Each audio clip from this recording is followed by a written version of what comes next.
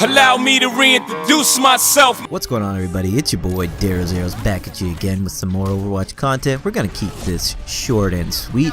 I've been playing a ton of Overwatch lately, a ton of competitive stuff, and I've been reading a ton of stuff about, how to improve this, that, and the other thing. Comps, dive comps, death ball, OP heroes, this, that, all, like, I don't know. There's so much information out there. There's so many stats and number crunchers, and what are the pros picking nowadays? What's the meta and all that? And I feel like a lot of guys that are actually really serious about Overwatch maybe are getting too caught up in all this stuff and are failing to sort of execute the basics.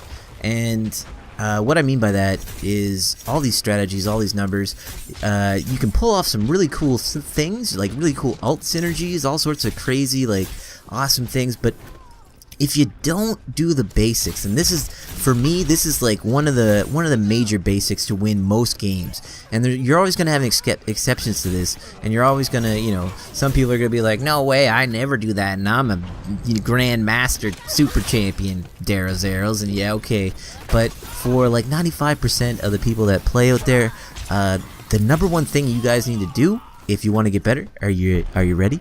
It centers around one class of hero, the supports. I know that's probably not a very big, it's probably not a very big revelation to you guys. That's not news or anything, but you guys just please follow these two steps, and I promise that if you can execute these two things, you will almost never ever lose a match. And if you do, it's gonna be just like the 1 in 100 that you lose. First thing you gotta do is take care of your healers. Now, I don't play healer a lot, but I mean, I do in competitive just to kind of plug the holes. But if you take care of your healers, they will take care of you, Think about that. If you can keep your healers up, as long as you don't do crazy things and go off and get like 5-on-1, then those healers are probably going to be able to keep you alive and sustain the fight long enough for you guys to, win the point, to get a team wipe, for something to happen, right? Don't think about anything past it. Just think about, can we sustain the healers, alright? Now, the other thing you gotta do, and it centers right back to the healers again. Kill the other team's healers. Focus them down. There's always other guys that you could focus. If a Bastion is chewing you up, that's kind of important. And this rule kind of, it's a guideline, maybe more than an actual rule. If there's a Bastion sitting in front of you and you have to prioritize him or the healer, try to keep yourself alive.